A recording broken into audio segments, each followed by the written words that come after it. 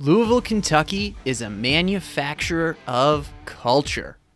Bourbon, baseball bats, home to Muhammad Ali and the famed Churchill Downs. But you're about to see this city like you never have before.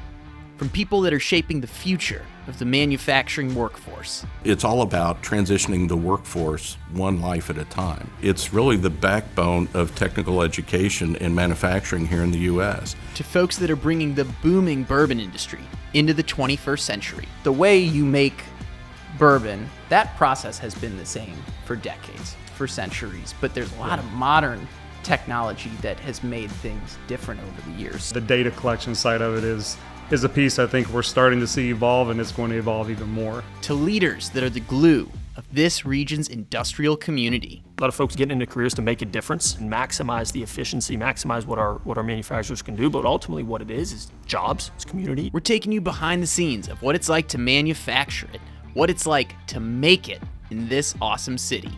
This is Made Here, a new series from the Industrial Solutions Network and Manufacturing Happy Hour. Welcome to Louisville.